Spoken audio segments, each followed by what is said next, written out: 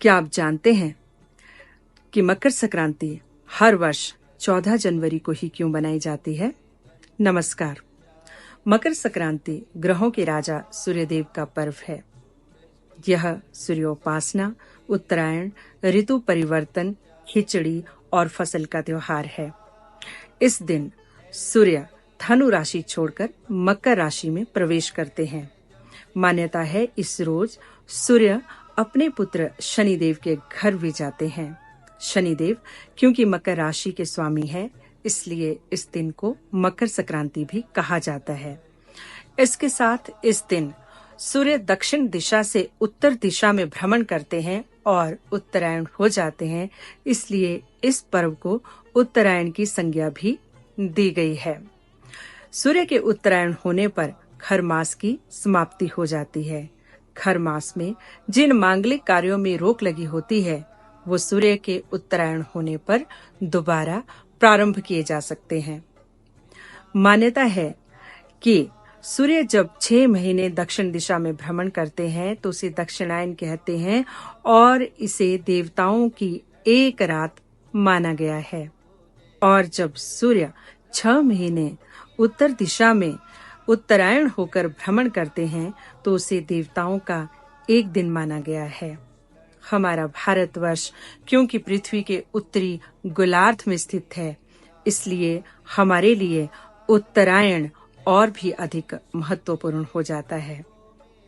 सूर्य यूं तो सभी राशियों को प्रभावित करते हैं, लेकिन सबसे अधिक प्रभावित यह कर्क और मकर राशि को करते हैं और इसीलिए सूर्य का कर्क और मकर राशि में प्रवेश होना धार्मिक और वैज्ञानिक दृष्टि से बहुत अधिक महत्वपूर्ण है।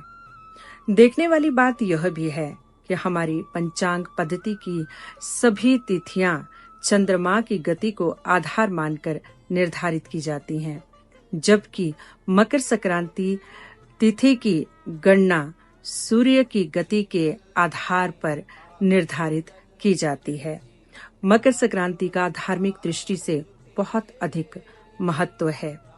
गीता के 8वें अध्याय में भगवान श्री कृष्ण ने स्वयं कहा था कि जो मनुष्य ब्रह्मत्व को प्राप्त कर लेता है, वो अपनी देह त्याग करने के लिए उत्तरायण को ही चुनता है और उत्तरायण में देह त्याग करने से मोक्ष की प्राप्ति होती है और मनुष्य जन्म मृत्यु के बंधन से छूट जाता है।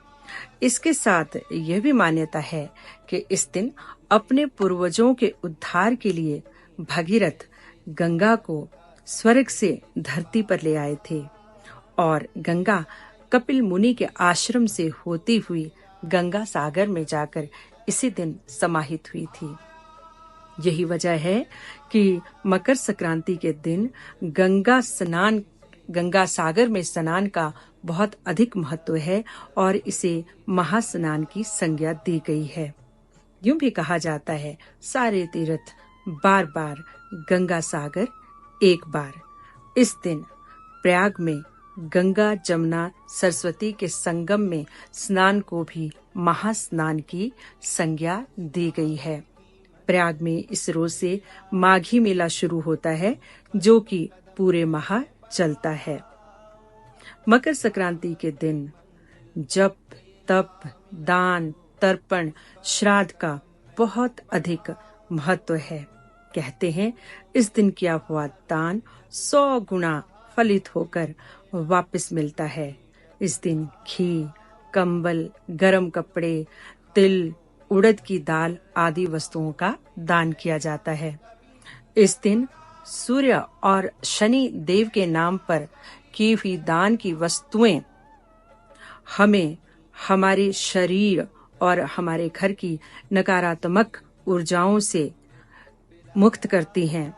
कहते हैं कि दान का अर्थ है कि अपने मन मस्तिष्क, अपने तन और अपने घर की नकारात्मक ऊर्जा को दान की वस्तुओं की माध्यम से बाहर निष्कासित करना। अब बात यह है कि जो मकर संक्रांति है वो हर वर्ष 14 जनवरी को ही क्यों मनाई जाती है। तो गणना के हिसाब से मकर संक्रांति हर 72 वर्षों के बाद एक दिन बढ़ जाती है। इस बार क्योंकि सूर्य 14 जनवरी की रात को उत्तरायण हो रहे हैं, इसलिए मकर संक्रांति इस वर्ष 2024 को 15 जनवरी को मनाई जा रही है। इसके साथ ही मकर संक्रांति के दिन क्योंकि सोमवार पड़ रहा है, तो हम सबको सूर्य और शनि के साथ शिव की कृपा भी प्राप्त होगी। ये त्योहार जो हमारा मकर संक्रांति का त्योहार है, ये भारत के भिन्न भिन्न राज्यों में तो मनाया ही जाता है, बल्कि ये दूसरे देशों जैसे नेपाल, कंबोडिया, श्रीलंका, भूटान आदि देशों में भी बड़े हर्षोल्लास के साथ मनाया जाता है। अब मैं आपसे जानना चाहूंगी कि मकर संक्रांति आज से कितने वर्षों पहले 13 जनवरी को मनाई जाती थी। आप ये वीडियो कौन कौन से राज्य या कौन कौन से देशों से देख रहे हैं? मकर संक्रांति को आपके राज्य में किस नाम से जाना जाता है और आप मकर संक्रांति किस तरह से मनाते हैं? आप अपने विचार इस वीडियो में अपने कमेंट्स के माध्यम से हमारे साथ शेयर कीजिए। इसी के साथ मकर संक्रांति की आप सबको बहुत बहुत बधाई। नमस्कार।